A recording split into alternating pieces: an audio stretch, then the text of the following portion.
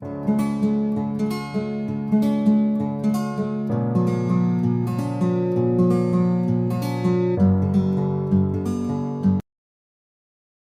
दोस्तों, आप सभी का study for UPSC PCS channel में स्वागत है।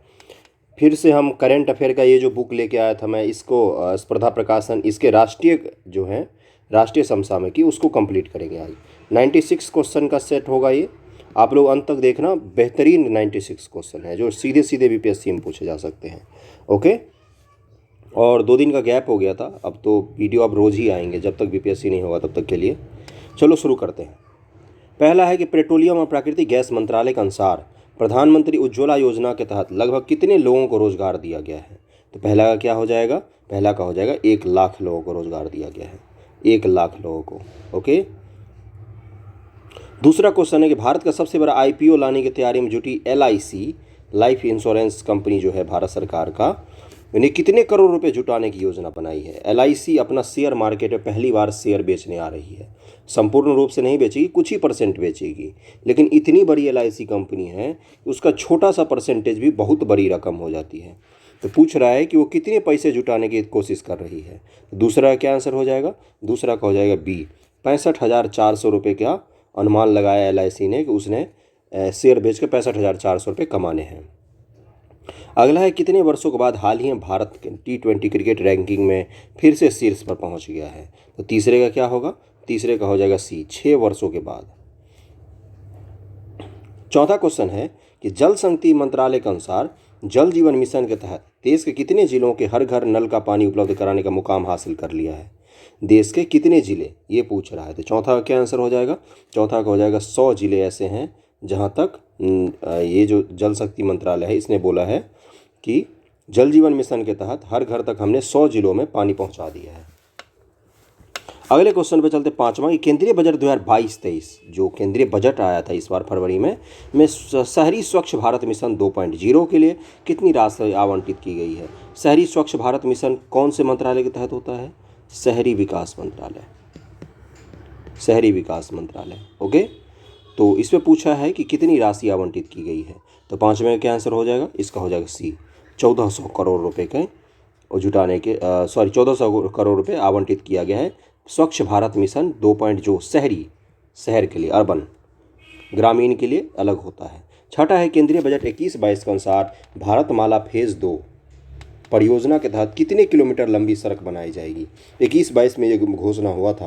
तो छठा क्या आंसर हो जाएगा? छठा का हो जाएगा 5000 किलोमीटर नेशनल हाईवे बनाया जाएगा, एनएच बनाया जाएगा। ओके, भारतमाला फेज़ 2 के तहत। अगला क्वेश्चन है केंद्रीय बजट 2022-23 में वायु प्रदूषण से निपटने के लिए कितनी राशि आवंटित की गई है? तो 7 नंबर का क्या आंसर हो जाएगा? 30 ऐसे याद रखना है इसको। वायु प्रदूषण से निपटने के लिए 30 करोड़ रुपए आवंटित किए गए हैं। केंद्रीय बजट 2022-23 के अनुसार सकल घरेलू उत्पाद घाटे का लक्ष्य क्या है? जो हम घाटे का लक्ष्य तय करते हैं कि हमें इतना % घाटा होगा, उसका लक्ष्य क्या रखा है उन्होंने? तो 8 का क्या आंसर हो जाएगा? 3.8% का लक्ष्य रखा गया है। 22-23 का आंकड़ा है, सेंटर का जो बजट आता है फरवरी में, 1 फरवरी को, उसका डाटा है, इसलिए बहुत इंपॉर्टेंट है ये। 9 नंबर क्वेश्चन है कि केंद्रीय बजट 2022-23 के अनुसार वित्त वर्ष 2022 में कितना खर्च होने का अनुमान है? कितना खर्च करेगी सरकार, ये पूछा है इसने। तो 9 का क्या आंसर हो जाएगा? 9 का हो जाएगा डी, 39,44,909 करोड़ रुपए खर्च करेगी सरकार। कितना? 39,44,909 लाख करोड़ रुपए, 39,44,909 करोड़ रुपए। 10वें क्वेश्चन पर चलते, एक्सप्रेसवे के लिए पीएम गति शक्ति मास्टर प्लान के तहत 2022-23 तक राष्ट्रीय राजमार्ग नेटवर्क की लंबाई कितनी है? 2022-23 तक पूछा है राष्ट्रीय राजमार्ग लंबाई कितनी है। तो 10वां क्या हो जाएगा आंसर? 10 का हो जाएगा सी, 25,000 किलोमीटर, 25,000 किलोमीटर। पीएम गति शक्ति चलाया जाए ना, देश में बहुत बड़े स्तर पर इंफ्रास्ट्रक्चर को बनाया जाएगा, जिसमें हाईवेज शामिल हैं, जिसमें पोर्ट शामिल हैं, जिसमें अलग अलग और भी चीज़ें शामिल हैं। तो पूछा है कि 2022-23 में राष्ट्रीय राजमार्ग नेटवर्क की लंबाई कितनी है? तो कितनी है? 10 का क्या हो जाएगा? 10 का सी, 25,000 किलोमीटर। अगले 3 वर्षों के दौरान कितनी ट्रेनों का विकास निर्माण किया जाएगा? कितनी ट्रेनों का विकास और निर्माण किया जाएगा? तो 11 का क्या आंसर हो जाएगा? 11 का हो जाएगा डी, 400 नई वंदे भारत जो वंदे भारत ट्रेन है उसको चलाया जाएगा। 400 वंदे भारत ट्रेन को चलाया जाएगा। ओके, 3 वर्षों में, नेक्स्ट 3 ईयर में 400 नई वंदे भारत ट्रेनों को चलाया जाएगा। अगला है कि केन बेतवा परियोजना की अनुमानित लागत कितनी है? केन बेतवा परियोजना बहुत ज़्यादा चर्चा में है अभी, और कान्हा जो टाइगर रिजर्व है एमपी का, वो इसके रेंज में आ रहा है, केन बेतवा परियोजना के रेंज में, इसलिए ये और भी ज़्यादा चर्चा में है। ओके, तो इसका क्या आंसर होगा? केन बेतवा नदी परियोजना का अनुमानित लागत क्या है? तो 12th का क्या आंसर हो जाएगा? 12 का हो जाएगा डी, 44,605 करोड़ रुपए अनुमानित किया गया। यूपी और एमपी की जो नदियां हैं उनको जोड़ने का प्रयास किया जा रहा है ना। तो उसी के तहत केन बेतवा, जो लोग यूपीएससी की तैयारी करते हैं उनको इस बार कान्हा रिजर्व के बारे में जितना संभव हो सके पढ़ के जाना, कौन सी नदी वहाँ से गुजरती है, किस पहाड़ी एरिया में पड़ता है या मैदानी एरिया में पड़ता है, सब कुछ। 13 नंबर क्वेश्चन है कि 2022-23 में उद्योग के लिए आवश्यक कोयला गैसीकरण और कोयले को रसायनों में बदलने के लिए कितनी पायलट परियोजनाएं स्थापित की जाएंगी? कोयला का गैसीकरण के लिए, कोयला को गैस बदलेंगे और कोयला को रसायन में बदल देंगे हम, जिससे क्या होगा? पॉल्यूशन कम होगा। तो इसके लिए कितनी पायलट परियोजनाएं चलाई जा रही है, ये पूछा है इससे। तो 13 का क्या हो जाएगा? सी, 4 पायलट परियोजनाओं को चलाया जा रहा है। 14 नंबर क्वेश्चन है कि India ratings and research IRR के अनुसार वित्तीय वर्ष 2022-23 भारतीय अर्थव्यवस्था किस दर से बढ़ने का अनुमान है? तो ये मत याद रखना, अलग अलग सब निकालते हैं। इसमें मेन हम किसका याद रखना है कि IMF ने हमारे लिए क्या बोला है, सरकार ने अपने लिए क्या बोला है, और RBI ने क्या बोला है।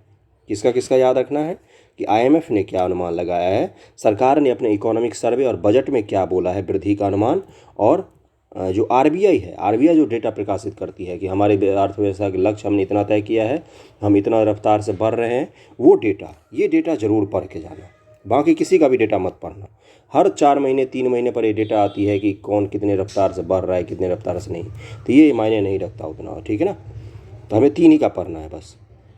तो 14 का क्या आंसर हो जाएगा? 14 का हो जाएगा डी, 7.6%। अगला है कि शांति श्री धूलीपुरी को किस केंद्रीय विश्वविद्यालय के प्रथम महिला कुलपति नियुक्त किया गया है? तो 15 का क्या आंसर हो जाएगा? 15 का हो जाएगा, 15 का दिया है ए, Pandit Jawaharlal national university JNU। शांति श्री धूलपुरी जी को, जो JNU है दिल्ली में, उसकी कुलपति पहली बार महिला को किसी को बनाया गया है। तो ये कौन है? शांति श्री धूलपुरी जी। और एक चीज़, ONGC, oil and natural gas corporation of Bharat सरकार की जो बहुत बड़ी कंपनी है, इसकी चेयरमैन पहली बार कोई महिला बनी है। आप लोगों का क्या करना है, आप लोगों को उनका नाम सर्च करना है और उसको याद कर लेना है। मैं इसलिए बोल रहा हूँ सर्च करना, मैं बता सकता हूँ, लेकिन मैं आपको इसलिए बोल रहा हूँ सर्च कर, जब आप सर्च करोगे तो आप कभी नहीं भूलोगे और वो पूछेगा इस बार, ठीक ना। ONGC के chairman, ONGC, oil and natural gas corporation जो है भारत सरकार का महारत्न, उसकी। शांति श्री धूलपुरी जी किसके हैं? JNU की, दिल्ली की। अगला है कि 36 भाषाओं में 30,000 से ज़्यादा गानों में अपनी आवाज़ देने वाली स्वर कोकिला लता मंगेशकर 92 साल की उम्र में उनका निधन हो गया। 6 फरवरी 2022 को निधन हो गया। उन्हें भारत रत्न से किस वर्ष पुरस्कृत किया गया था? ये क्वेश्चन जो है, ये 16 नंबर क्वेश्चन, यकीन मानो इस संडे को जो UKPSC एग्ज़ाम हुआ है उसमें पूछा है इस क्वेश्चन को। UKPSC का पेपर देखना, उत्तराखंड PCS, उसमें इस क्वेश्चन को पूछा है, ठीक ना, कि इनको कब भारत रत्न दिया गया था? तो 2001 ईस्वी में दिया गया था, 2001 में। अगला है कि प्रधानमंत्री नरेंद्र मोदी ने 5 फरवरी 2022 को 11वीं सदी के वैष्णव संत श्री रामानुजाचार्य की स्मृति में कितनी फुट ऊंची स्टैच्यू ऑफ इक्वालिटी समानता इक्वालिटी प्रतिमा का अनावरण कर राष्ट्र को समर्पित किया है? रामानुजाचार्य जी जो हैं, उनकी कितने फीट ऊंची स्टैच्यू को, इक्वालिटी को, प्रतिमा, स्टैच्यू ऑफ इक्वालिटी जो है उसका अनावरण किया है उन्होंने, प्रधानमंत्री ने। तो 17 का क्या आंसर हो जाएगा? 17 का हो जाएगा सी, 216 फुट ऊंची है ये, इसको याद रखना, 216। और एक चीज़, रामानुजाचार्य जी के दर्शन का क्या नाम है? विशिष्टाद्वैतवाद,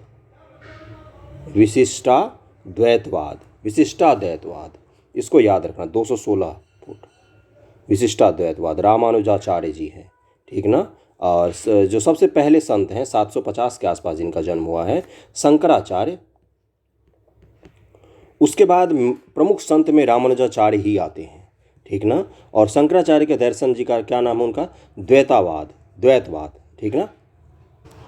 तो शंकराचार्य की जगह क्या नाम है, एक बार फिर से करता हूँ, इनका नाम है अद्वैतवाद। मैं गलती से मैंने द्वैतवाद बोल दिया था, अद्वैतवाद नाम है। शंकराचार्य जी के दर्शन का क्या नाम है? अद्वैत। और रामानुजाचार्य जी के दर्शन का क्या नाम है?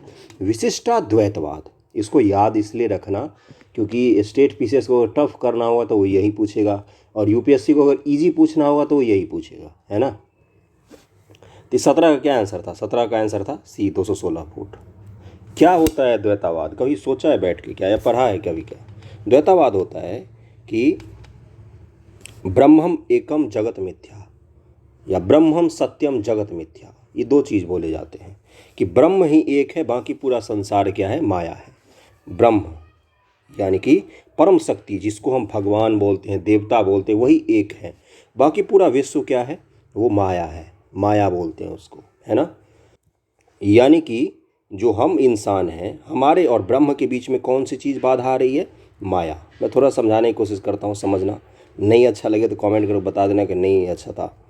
तो हम इंसान हैं, ये ब्रह्म है, परमात्मा। हम दोनों के बीच में कौन सी चीज़ आ गई है? माया, जिससे हम घिरे रहते हैं। हमें परमात्मा से कभी हमारा नहीं हो पाता है साकार। अल्टीमेट गोल क्या होता है किसी भी जीव का? तो शंकराचार्य जी ने बोला कि मोक्ष की प्राप्ति, अर्थात मोक्ष की प्राप्ति का मतलब होता है खुद को ब्रह्म में विलीन कर लेना। संपूर्ण ब्रह्मांड ब्रह्म का ही अंश है और सबको फिर ब्रह्म में ही मिलना है। कितना समझ में आया मैं नहीं जानता, बस थोड़ा सा मैंने कोशिश की। इसी को क्या बोलते हैं कि सब कुछ ब्रह्म ही है, यानी कि अद्वैत। इनके जो फिलॉसफी होते हैं, ये एक्चुअली में संत से भी ज़्यादा ये लोग फिलॉसफर थे सारे के सारे, है ना। चलो आगे बढ़ते हैं। अद्वैतवाद उनका होता है शंकराचार्य जी का, रामानुजाचार्य जी का विशिष्टाद्वैतवाद। 18 नंबर क्वेश्चन है, किस भारतीय खिलाड़ी को प्रतिष्ठित लॉरेंस विश्व खेल पुरस्कार में ब्रेक थ्रू पुरस्कार के लिए नामांकित किया गया है? किस भारतीय खिलाड़ी को ब्रेक थ्रू पुरस्कार? 18 का क्या हो जाएगा आंसर? बी, नीरज चोपड़ा को। आजकल तो हर पुरस्कार इनको मिल रहा है। भारत के अनुभवी खिलाड़ी पीआर श्रीजेश ने 2021 में शानदार प्रदर्शन के लिए प्रतिष्ठित विश्व खेल का वर्ष का सर्वश्रेष्ठ खिलाड़ी पुरस्कार जीता। उन्हें किस खेल के पुरस्कृत किया गया? पीआर श्रीजेश जी को। तो 19 का क्या हो जाएगा आंसर? 19 का हो जाएगा ए, हॉकी के लिए। ये हॉकी खेले थे, है ना। अगला है, भारत रूस के संयुक्त उद्यम BAPL द्वारा तैयार ब्रह्मोस मिसाइल के लिए भारत को किस देश से पहला आयात का ऑर्डर मिला है? मतलब भारत अब उस देश को ब्रह्मोस मिसाइल बेचे गए थे। कौन सा देश के साथ हमने समझौता किया है? तो 20 का हो जाएगा ए, फिलीपींस के साथ। चीन जो है वो हमारे पाकिस्तान जो बगल में हमारा पड़ोसी है एक, उसको हथियार बेचता है। तो हमने क्या किया? हमने फिलीपींस को हथियार बेचना शुरू किया। फिलीपींस किसका पड़ोसी है? तो दक्षिणी चीन सागर से लगा हुआ चाइना का पड़ोसी है। अगला है कि केंद्र सरकार ने 28 जनवरी 2022 को किस मुख्य आर्थिक सलाहकार यानी CEA नियुक्त किया है? किसे नियुक्त किया है मुख्य आर्थिक सलाहकार? चीफ इकोनॉमिक एडवाइजर कौन बने हैं? तो किसका क्या हो जाएगा answer? V Anantha Nageswaran. V Anantha Nageswaran यही बने हैं नए चीफ इकोनॉमिक एडवाइजर। ओके ना। और फिलीपींस वाली मैंने इसलिए बताई, पाकिस्तान और चीन का थ्योरी, क्योंकि कभी भूलोगे नहीं, एग्जाम में आएगा तो अच्छा चीन ने पाकिस्तान को दिया तो इंडिया ने फिलीपींस को दिया, ऐसे याद रखना, ठीक है। पूछेगा ये चीज़, इंपॉर्टेंट है वो। वी अनंत नागेश्वरन पता चल गया, चीफ इकोनॉमिक एडवाइजर। अगला है कि chief of defence staff general Bipin Rawat, पूर्व CM कल्याण सिंह और विद्वान राधे श्याम खेमका को मरणोपरांत तथा प्रभा अत्रे सहित 4 विभूतियों को किस सम्मान से नवाजा गया है? देखो इन सब का नाम दे दिया है तुम्हें, इनको VVI मान के चलना, है ना। इनको किस सम्मान से नवाजा गया है? तो 22 का क्या आंसर हो जाएगा? बी हो जाएगा, पद्म विभूषण से नवाजा गया है, पद्म विभूषण से, है ना। इन सब को जो जनरल बिपिन रावत हैं और पूर्व CM कल्याण सिंह हैं, विद्वान राधे श्याम खेमका हैं और मरणोपरांत इन सबको मिला है, और प्रभा अत्रे सहित इन सबको मिला है ना। अच्छा, जो CDS होता है ये किसका एडवाइज़र होता है? किसको सलाह देता है अपनी? ऑप्शन देगा तुम्हें प्रधानमंत्री, ऑप्शन देगा तुम्हें कि रक्षा मंत्री, सेना अध्यक्ष, या आर्मी को डायरेक्ट देता है एडवाइस, कोर कमांडर्स जो होते हैं उनको देता है, या ऑप्शन ई किसको देता है? ये जो CDS होता है, CDS का पद तो इसीलिए बनाया गया है ना कि सैन्य सलाहकार के रूप में भी काम करेगा। तो किसका सलाहकार होता है CDS? तो प्रधानमंत्री का होता है क्या? नहीं, वो हमेशा रक्षा मंत्री का सलाहकार होता है। ये क्वेश्चन मैंने इसलिए डिस्कस किया क्योंकि UKPSC ने पूछा है, उत्तराखंड पीएससी ने। और जो लेटेस्ट वाले पीएससी के क्वेश्चंस होते हैं वो जरूर करके जाना है ना, क्योंकि वो भी तो इन्हीं करंट अफेयर में से क्वेश्चन ढूंढ के बनाते हैं। अगला है कि टोक्यो ओलंपिक में देश को स्वर्ण पदक दिलाने वाला जेवेलियन थ्रोअर नीरज चोपड़ा को गणतंत्र दिवस के मौके पर 4 राजपूताना राइफल की ओर से किस पुरस्कार से सम्मानित किया गया? तो 23 का हो जाएगा परम विशिष्ट सेवा मेडल से 4 राजपूताना राइफल्स। अगला है कि वर्ष 2021 में सभी प्रारूपों में शानदार प्रदर्शन हेतु आईसीसी का वर्ष की सर्वश्रेष्ठ महिला क्रिकेटर पुरस्कार किसे दिया गया है? तो 24 का क्या आंसर हो जाएगा? 24 का हो जाएगा हम सबकी फेवरेट स्मृति मंधाना, पता ही होगा। ओके, 25 नंबर है कि किस युद्ध में शहीद होने वाले भारतीय सैनिकों को की स्मृति में इंडिया गेट पर विगत 50 सालों से निर्बाध जल रही अमर ज्योति जवान को राष्ट्रीय युद्ध स्मारक की लौ में विलय कर दिया गया? तो 25 का क्या आंसर हो जाएगा? भारत पाक युद्ध 1971। भारत पाक युद्ध 1971 है ना। 50 साल से जल रही थी ये लॉ, उसको अब नेशनल वॉर मेमोरियल बना हुआ है दिल्ली में। अगर आप दिल्ली आए हो तो देखा होगा आपने, इंडिया गेट के बगल में ही है, वहीं पर अब लॉ जलेगी। पहले 2 जगह लॉ जल रहे थे, जब से वॉर मेमोरियल बना था तब से, अब एक ही जगह लॉ जलेगा। सरकार ने उपसेना प्रमुख के रूप में किसे नियुक्त किया है? तो 26 का क्या आंसर हो जाएगा? लेफ्टिनेंट जनरल मनोज पांडे को। अगले पर चलते हैं। हाल ही में भारतीय नृत्य शैली कथक को विश्व पटल पर ले जाने वाले प्रख्यात कथक नर्तक बिरजू महाराज जी का निधन हो गया। उन्हें सम्मानित किया गया था किस पुरस्कार से? ये पूछा है। पद्म विभूषण, कालिदास सम्मान, राजीव गांधी सम्मान। इसका क्या हो जाएगा? 27 का डी, तीनों ही सम्मान से सम्मानित किया गया था इनको। बहुत बड़े नृत्य के हैं। कथक किस राज्य का है? उत्तर प्रदेश है ना। कथक कहाँ का है? उत्तर प्रदेश। अब भरतनाट्यम, ये पूछता है बंधु, भरतनाट्यम ये किस राज्य का है? ये है तमिलनाडु। तमिलनाडु। कुचिपुड़ी केरल है ना। अगला है कि गैर सरकारी संगठन ऑक्सफैम इंडिया द्वारा जारी रिपोर्ट इनइक्वलिटी किल्स के अनुसार कोरोना महामारी के दौरान पिछले 1 वर्ष में देश में अरबपतियों की संख्या 102 से बढ़कर कितनी हो गई है? कोरोना में सबकी हालत खराब हुई, अरबपति और अमीर हो गए। 28 का क्या आंसर हो जाएगा? डी, 142 हो गई है अरबपतियों की संख्या। ओके, यानी कि 40 अरबपति बढ़ गए भारत में। अगला क्वेश्चन है कि ऑक्सफोर्ड विश्वविद्यालय ने भारतीय मूल के किस प्रोफेसर को अपने सईद बिजनेस स्कूल का नया डीन नियुक्त किया है? जो सईद बिजनेस स्कूल है ऑक्सफोर्ड विश्वविद्यालय के तहत, उसका डीन बनाया गया है एक भारतीय को। तो 29 का क्या हो जाएगा आंसर? सौमित्र दत्ता, इनको डीन बनाया गया है। अगला एक राष्ट्रीय स्टार्टअप दिवस कब मनाया जाता है? तो 30 का आंसर क्या हो जाएगा? सी, 16 जनवरी को। अगला है कि वर्ष 2021 में भारत चीन व्यापार कितने अरब डॉलर के रिकॉर्ड स्तर पर पहुंच गया? हम चाइना बाइकआउट का चला रहे थे लॉकडाउन में पूरा, और 2021 में रिकॉर्ड बन गया है, रिकॉर्ड चाइना के साथ हमारा इंपोर्ट एक्सपोर्ट का है ना। तो 31 का क्या हो जाएगा आंसर? सी, 125 अरब डॉलर, 125 अरब डॉलर है ना।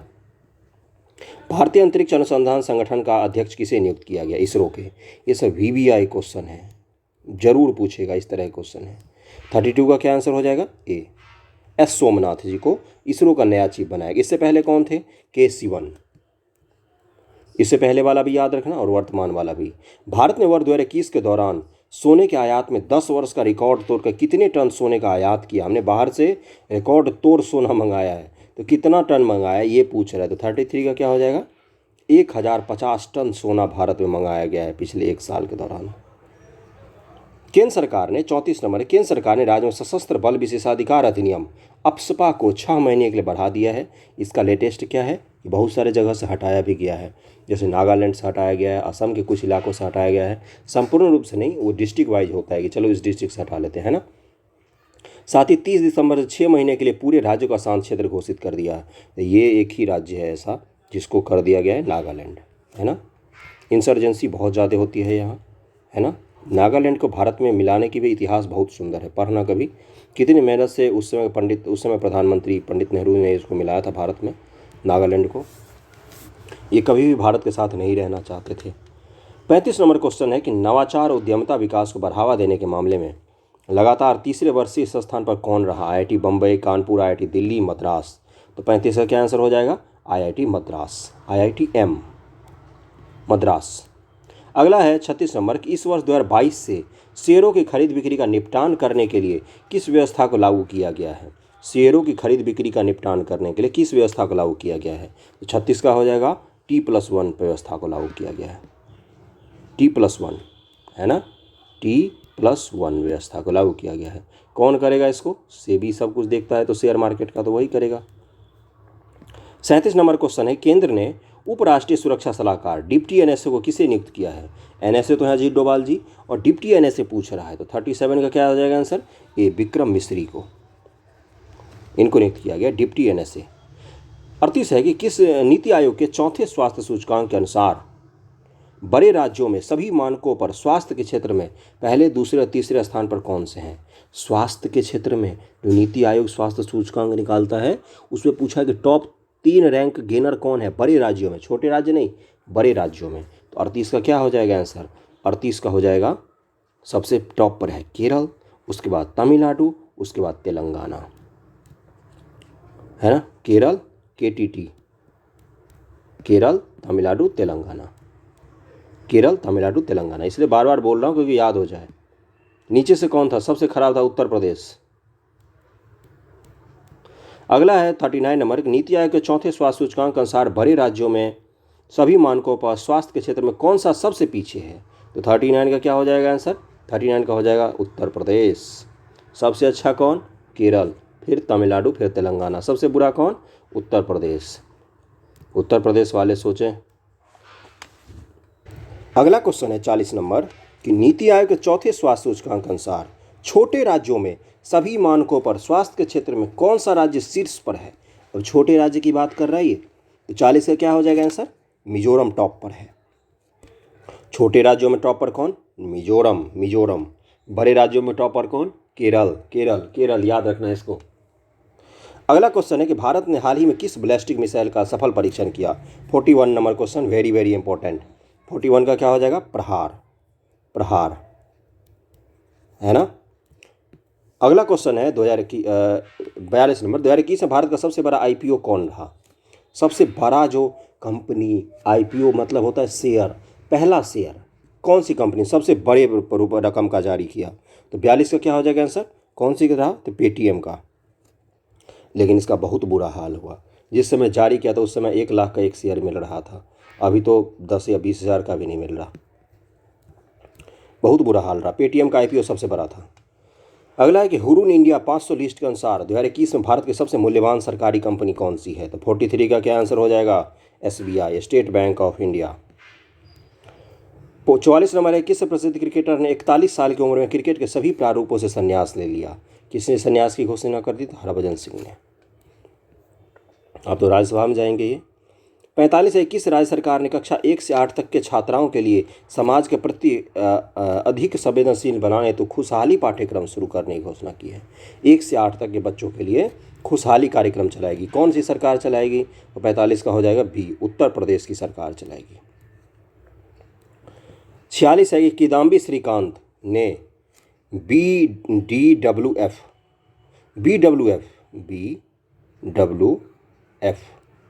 विश्व चैंपियनशिप में पुरुष एकल के फाइनल में कौन सा पदक जीतकर पहले भारतीय होने का गौरव प्राप्त किया है? तो 46 का क्या हो जाएगा आंसर? रजत पदक जीता इन्होंने, पहले भारतीय बने, इसलिए पूछेगा ये किदाम्बी श्रीकांत के बारे में। बी था उसका आंसर, 46 का बी, पहले ही भारत रजत पदक जीता इन्होंने, सिल्वर। अगला क्वेश्चन है कि तीसरे भारत मध्य एशिया संवाद, भारत और मध्य एशिया संवाद, कजाकिस्तान, तजाकिस्तान, उज्बेकिस्तान, किर्गिस्तान, है ना, इनके बीच संवाद 19 सितंबर 2021 को दिल्ली में आयोजित किया गया। इसमें सम्मिलित विषय क्या था? पूछा है कि सम्मिलित विषय कौन सा था? तो 47 का क्या हो जाएगा आंसर? डी, ये सारे ही थे। उपरोक्त आतंकवादी समूहों को पनाह देना, आतंकवादियों का वित्त पोषण, कट्टरपंथी विचारधारा का प्रसार। ये तालिबान जब से अफगानिस्तान को टेक ओवर किया है ना, तब से सेंट्रल एशिया इन सब मुद्दों पर ज़्यादा ध्यान दे रहा है ना। 48 नंबर क्वेश्चन पे चलते हैं। 48 नंबर क्वेश्चन है कि हाल ही में प्रधानमंत्री नरेंद्र मोदी ने यूपी के किस शहर में सबसे लंबे गंगा एक्सप्रेसवे का शिलान्यास किया है? अभी तो 48 का क्या हो जाएगा आंसर? शाहजहांपुर में। यूपी का सबसे बड़ा एक्सप्रेसवे होगा गंगा एक्सप्रेसवे, है ना। कहाँ से कहाँ तक जाएगी ये आप लोग मुझे बताओगे, है ना। मैं नहीं बताऊँगा, मुझे पता भी होगा तो भी मैं नहीं बताऊँगा। आपको सर्च करो, सर्च करने पर ये याद हो जाएगी। VVI है, गंगा एक्सप्रेस वे बहुत चर्चा में था और ये गाजीपुर तक तो जाएगी, शुरू कहाँ से होगी ये आप लोग बता दो मुझे। 49 है कि गंगा एक्सप्रेस वे मेरठ से शुरू होकर कितने जिलों से गुजरकर प्रयागराज तक जाएगी। गाजीपुर प्रयागराज तक पहुंच रही है, आ गई गया मेरठपुर मेरठ से। तो 49 का क्या हो जाएगा आंसर? 49 का हो जाएगा सी, 12 जिलों से गुजरेगी ये। ओके,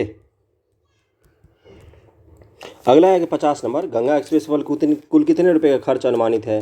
तो 50 का क्या आंसर हो जाएगा? 50 का हो जाएगा बी, 36,000 करोड़ रुपए अनुमानित है।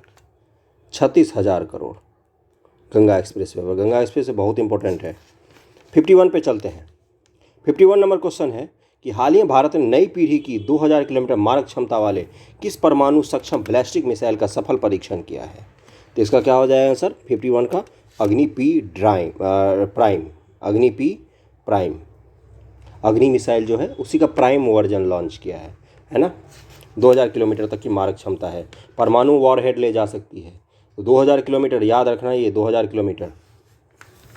52 नंबर क्वेश्चन है कि किस देश के ने प्रधानमंत्री नरेंद्र मोदी को सर्वोच्च नागरिक सम्मान order of the Druk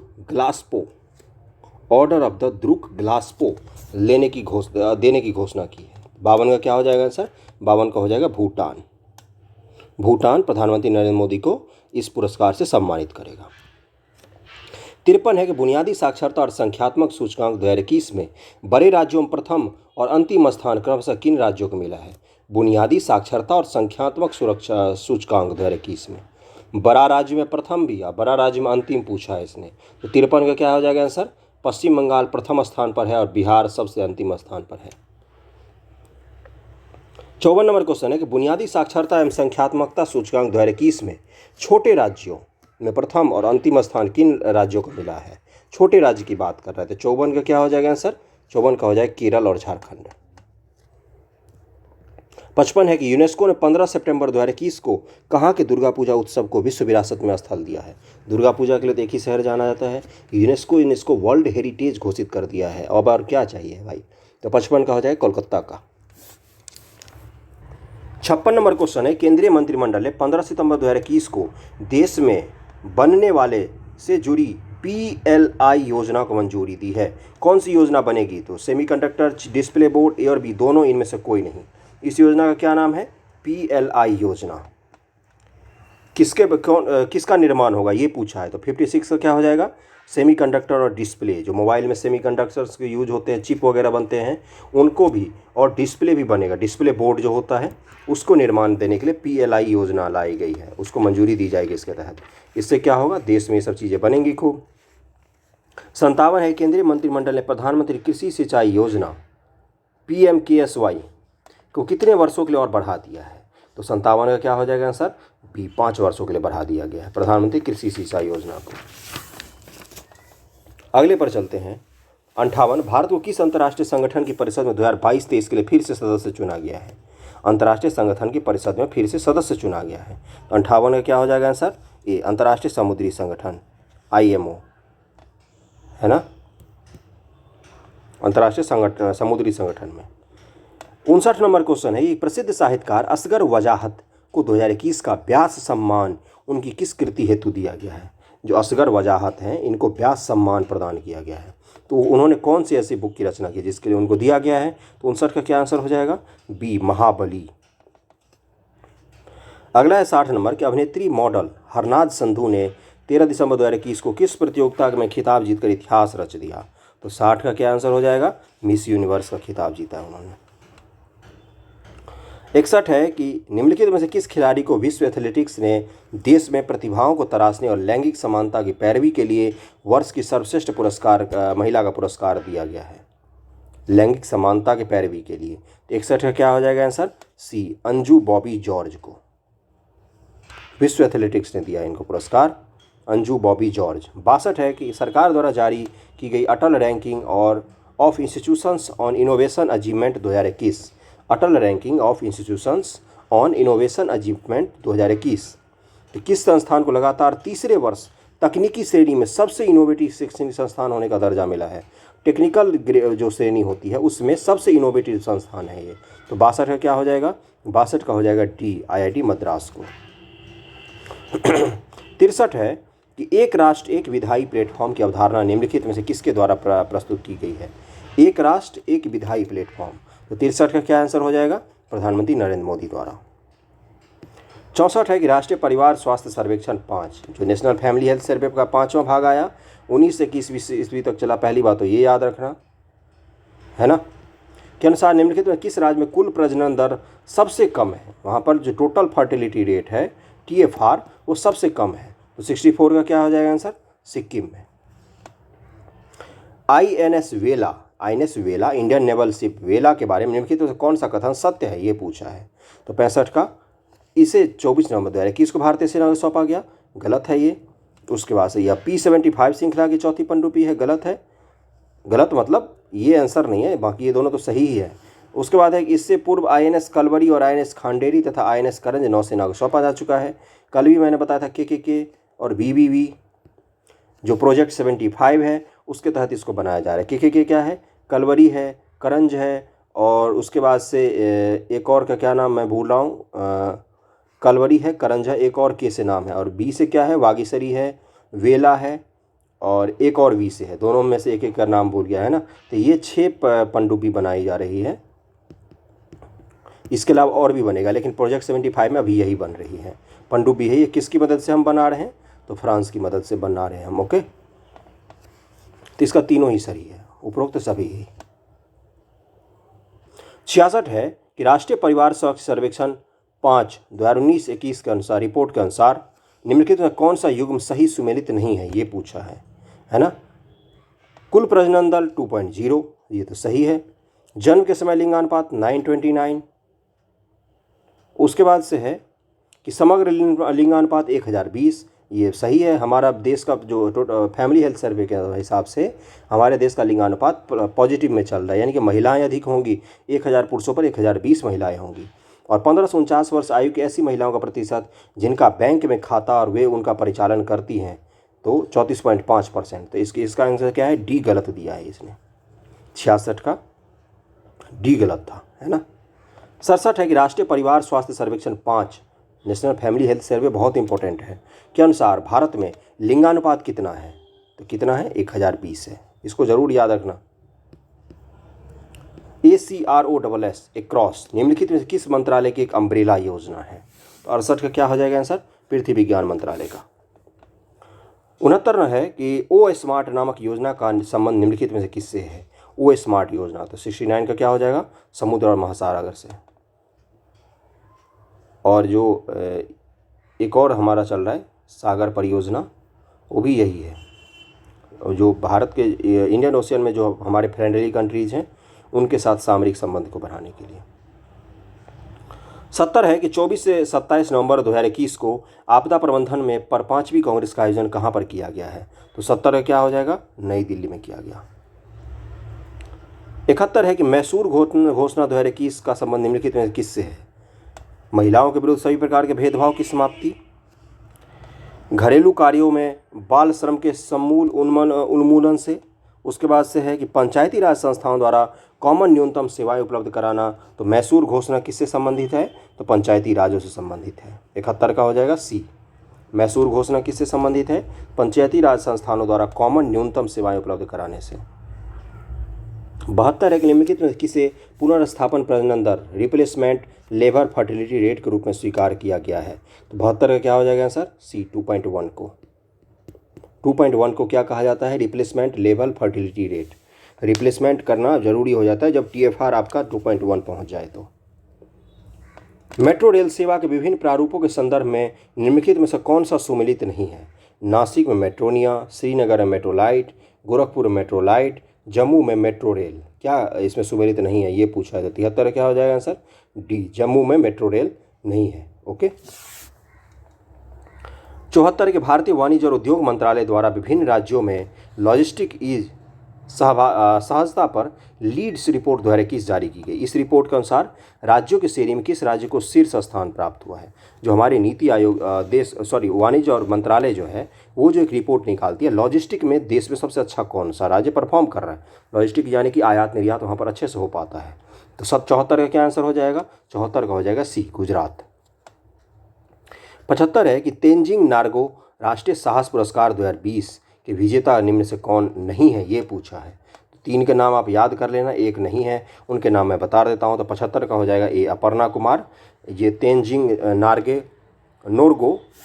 Norgay राष्ट्रीय साहस पुरस्कार में शामिल नहीं है, अपर्णा कुमार। बाकी श्रीकांत विश्वनाथ, शीतल और जयप्रकाश कुमार, ये तीनों ही शामिल हैं। 76 नंबर क्वेश्चन पे चलते हैं जल्दी से कि भारत के किस महिला खिलाड़ी को इस वर्ष महिला बिग बैश लीग में प्लेयर ऑफ द टूर्नामेंट चुना गया। यह उपलब्धि हासिल करने वाली पहली भारतीय खिलाड़ी बनी है। पहली भारतीय खिलाड़ी जिनको प्लेयर ऑफ द टूर्नामेंट दिया गया है महिला बिग बैश लीग में, तो वो कौन है। 76 का क्या हो जाएगा आंसर, इसका है हरमनप्रीत कौर। इसको याद रखना, जब भी कुछ पहला घटे तो उसको याद रखना। 77 एक अंतर्राष्ट्रीय बाजार में कच्चे तेल की कीमतों में लगातार वृद्धि के बीच पेट्रोल और डीजल सस्ता करने हेतु भारत अपने रणनीतिक तेल भंडार से कितने लाख बैरल कच्चा तेल निकालेगा। 77 के क्या हो जाएगा, 50 लाख बैरल कच्चा तेल अपने रणनीतिक भंडार क्या होता है, हर देश अपना रणनीतिक भंडार रखता है कि अगर मौका इमरजेंसी कभी तेल का सप्लाई बंद हो जाए या नहीं हो पाए तो हम उस भंडार में से निकाल के यूज कर लेंगे, फिर उसमें हम जब अच्छा तेल मिलेगा, हमें सस्ता मिलेगा तो हम उसको भर देंगे। तो 50 लाख लीटर। राष्ट्रपति रामनाथ कोविंद द्वारा रक्षा अलंकरण समारोह में लद्दाख की गलवान घाटी में चीन के साथ हुई झड़प में शहीद हुए कर्नल संतोष बाबू को मरणोपरांत किस पुरस्कार से सम्मानित किया गया। कर्नल संतोष बाबू को कौन सा पुरस्कार दिया गया, मरणोपरांत दिया गया है इनको। 78 क्या हो जाएगा, महावीर चक्र दिया गया है। युद्ध काल का सबसे बड़ा सम्मान है ये महावीर चक्र। अगला है 97 किलोमीटर चालक रहित मेट्रो नेटवर्क के साथ भारत का कौन सा मेट्रो दुबई को पीछे छोड़ते हुए दुनिया का चौथा मेट्रो बन गया है। तो 79 का क्या हो जाएगा, 79 का हो जाएगा आंसर ए दिल्ली। 97 किलोमीटर चालक रहित मेट्रो नेटवर्क है दिल्ली में, जिसमें कोई ड्राइवर नहीं बैठा होता, ट्रेन ऑटोमेटिक एआई की मदद से, आर्टिफिशियल इंटेलिजेंस की मदद से चलती है। 80 है, किस राज्य ने लगातार तीसरे बार सैयद मुश्ताक अली T20 टूर्नामेंट का खिताब जीता है, किस राज्य ने जीता है। तो 80 का क्या आंसर हो जाएगा, ये तमिलनाडु ने सैयद मुश्ताक अली T20 टूर्नामेंट जीता है। 81 है कि स्वच्छता सर्वेक्षण 2021 में 100 शहरी निकायों वाले राज्यों की श्रेणी में किस राज्य को देश के अव्वल राज्य का सम्मान प्रदान किया गया है। 100 शहरी निकाय वाले राज्यों की श्रेणी में 100 शहरी जिनके हों कम से कम निकाय, देश का अव्वल राज्य कौन सा बना था। 81 क्या हो जाएगा, झारखंड। बेहतरीन परफॉर्मेंस। 82 है कि आत्मनिर्भर भारत अभियान के तहत 75% स्वदेशी उपकरणों से बनाए जाए गए किस विमान वाहक पोत को 21 नवंबर 2021 को भारतीय नौसेना में शामिल कर लिया गया। 82 का क्या हो जाएगा आंसर, INS विशाखापत्तनम को, इंडियन नेवल शिप विशाखापत्तनम को, है ना। 75% इसमें स्वदेशी उपकरण लगे हुए, 75%। 83 नंबर क्वेश्चन है कि स्वच्छता सर्वेक्षण 2021 में किस शहर को लगातार 5वीं बार सबसे स्वच्छ शहर घोषित किया गया। तो एक ही है, ये तो पता ही है आप सबको, इंदौर। ये अपना जगह कभी नहीं छोड़ता और हम कोशिश भी नहीं करते इसकी जगह लेने की, है ना। हम अपने शहर को तो गंदा करके रहेंगे। 84 नंबर है कि स्वच्छ सर्वेक्षण 2021 में लगातार तीसरी बार सबसे स्वच्छ राज्य का दर्जा किस राज्य को मिला।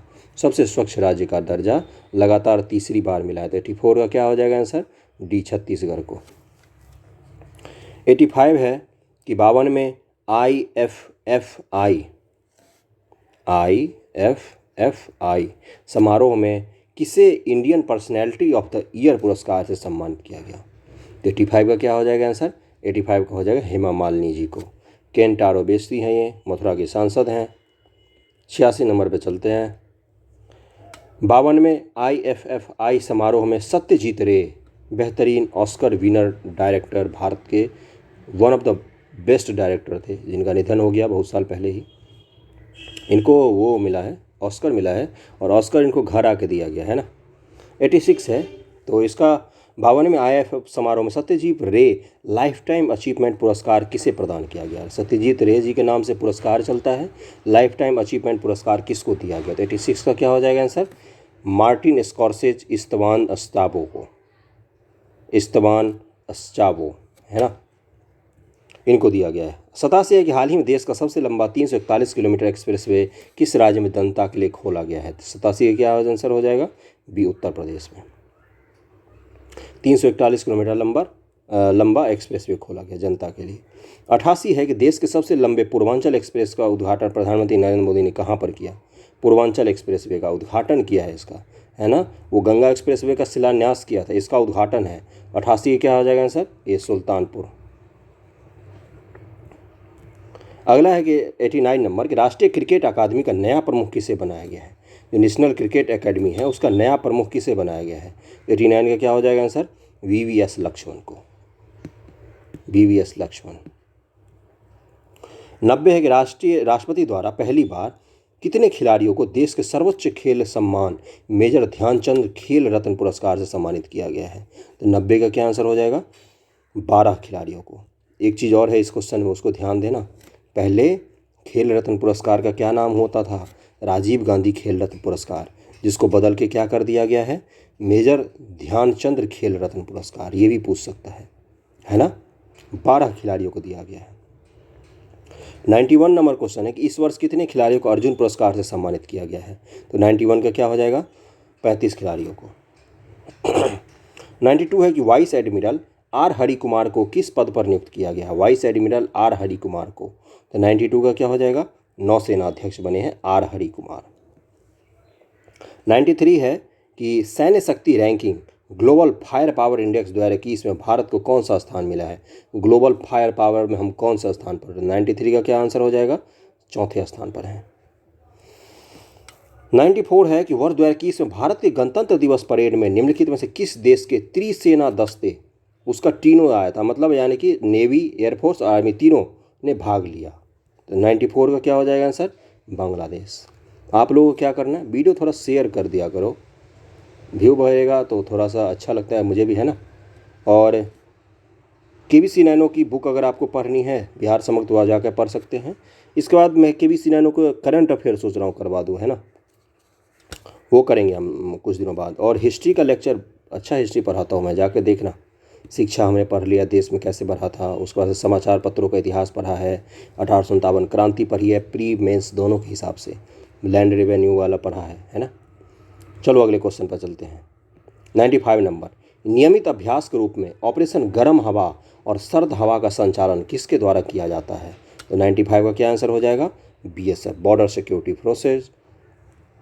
96 है कि वर्ष 2021 के CK प्रहलाद पुरस्कार से किससे सम्मानित करने की घोषणा की गई है। CK प्रहलाद पुरस्कार से सम्मानित किया जाएगा। तो लास्ट क्वेश्चन है आज का, और इसका आंसर क्या हो जाएगा, सत्य नडेला को। 96 क्वेश्चंस किए हैं। आप लोगों को जैसा भी लगा हो फीडबैक ज़रूर देना, कमेंट करके बताना कि नहीं अच्छा था, ये बुरा था, या इस तरह की और भी चीज़ें लाई जा सकती हैं कि नहीं, या कुछ इम्प्रूवमेंट करना है। कोई और बुक जो आप लोगों को करना है मुझे बताना, मैं करवा दूंगा, है ना। फ्री में जो कुछ भी हो सकता है उपलब्ध करवा दूंगा।